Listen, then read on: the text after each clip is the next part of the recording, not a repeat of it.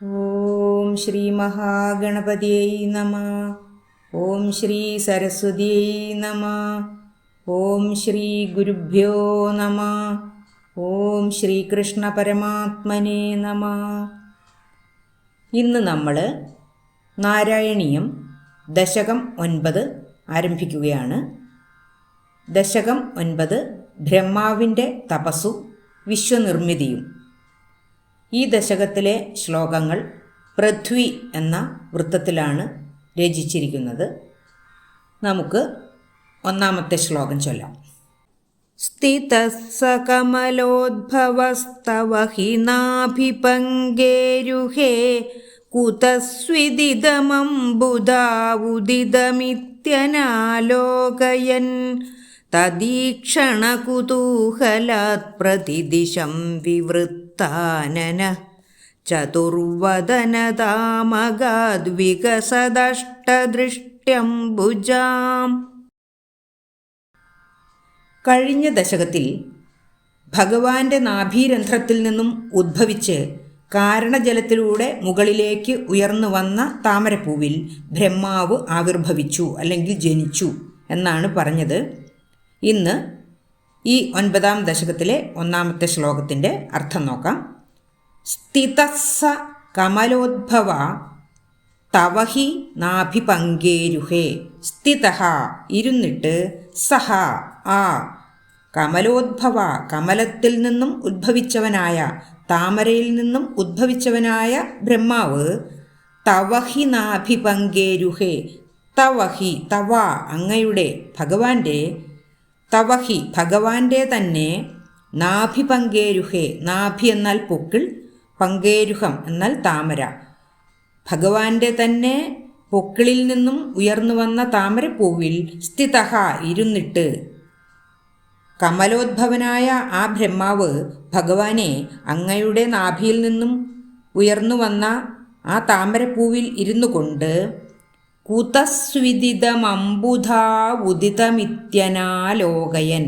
കുതഃ എവിടെ നിന്നാണ്, സ്വിദിതം സ്വിത് ഇതം സ്വിത് ആവോ, കുതഃ സ്വിത് എവിടെ നിന്ന് ആണ് ആവോ, ഇതം ഇത് അല്ലെങ്കിൽ ഈ താമരപ്പൂവ്, അംബുധൗ സമുദ്രത്തിൽ നിന്ന്, ഉദിതം ഉയർന്നു വന്നു, ഇതി എന്നിങ്ങനെ, അനാലോകയൻ കാണാഞ്ഞിട്ട്. ആലോകയൻ എന്ന് പറഞ്ഞാൽ കണ്ടിട്ട്, അനാലോകയൻ കാണാഞ്ഞിട്ട്.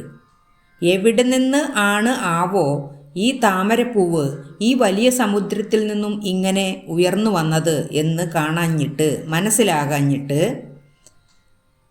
കമലോദ്ഭവനായ ബ്രഹ്മാവ് ഭഗവാന്റെ നാഭിയിൽ നിന്നും ഉയർന്നു വന്ന താമരപ്പൂവിൽ ഇരുന്നു കൊണ്ട് ചിന്തിക്കുകയാണ്, എവിടെ നിന്നാണാവോ ഈ താമരപ്പൂവ് ഈ വലിയ സമുദ്രത്തിൽ നിന്നും ഇങ്ങനെ ഉയർന്നു വന്നത് എന്ന് മനസ്സിലാകാഞ്ഞിട്ട്. തദീക്ഷണ കുതൂഹലാത് പ്രതിദിശം വിവൃത്താനനഃ.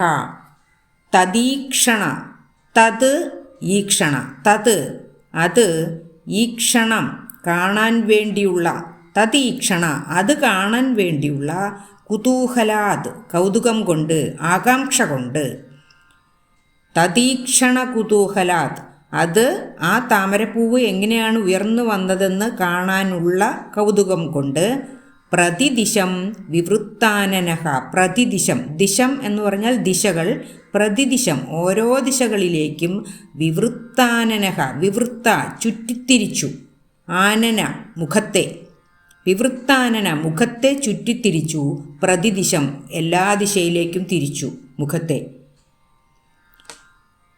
ആ താമരപ്പൂവ് എവിടെ നിന്നും വന്നുവെന്ന് അറിയാനുള്ള ആകാംക്ഷ കൊണ്ട് ബ്രഹ്മാവ് 4 ദിശയിലേക്കും മുഖം തിരിച്ചു നോക്കി. ചതുർവദനതാം അഗാത്.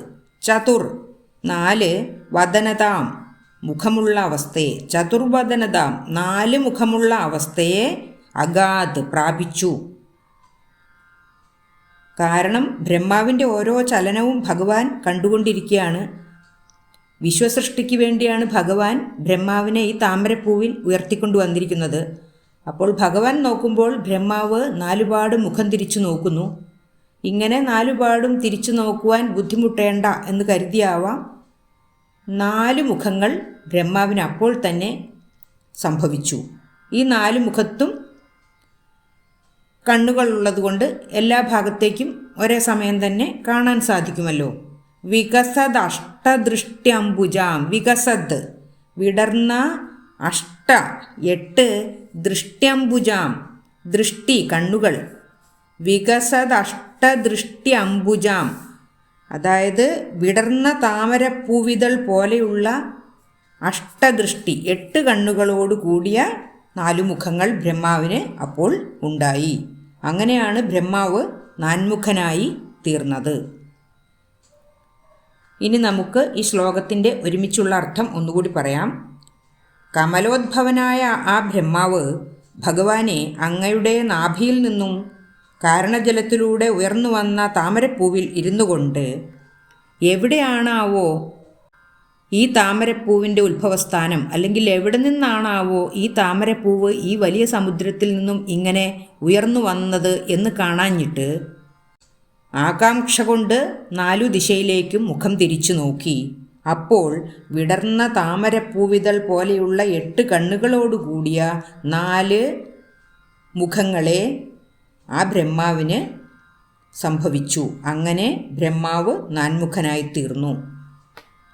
സ്ഥിതഃ സകമലോദ്ഭവസ്തവ ഹി നാഭിപങ്കേരുഹേ കുതസ്വിദിതമംബുധാബുദിതമിത്യനാലോകയൻ തദീക്ഷണകുതൂഹലാത് പ്രതിദിശം വിവൃത്താനന ചതുർവദനതാമഗാദ്വികസദഷ്ടദൃഷ്ട്യംബുജാം. നമുക്ക് ശ്ലോകം ഒന്നുകൂടി ചൊല്ലാം. സ്ഥിതഃ സകമലോദ്ഭവസ്തവ ഹി നാഭിപങ്കേരുഹേ കുതസ്വിദിതമംബുധാവുദിതമിത്യനാലോകയൻ തദീക്ഷണകുതൂഹലാത് പ്രതിദിശം വിവൃത്താനന ചതുർവദനതാമഗാദ്വികസദഷ്ടദൃഷ്ട്യംബുജാം. രണ്ടാമത്തെ ശ്ലോകവും അതിൻ്റെ അർത്ഥവും അടുത്ത വീഡിയോയിൽ ചെയ്യാം. സർവത്ര ഗോവിന്ദനാമ സങ്കീർത്തനം. ഗോവിന്ദ ഗോവിന്ദ. ഓം ശ്രീകൃഷ്ണ പരമാത്മനേ നമഃ.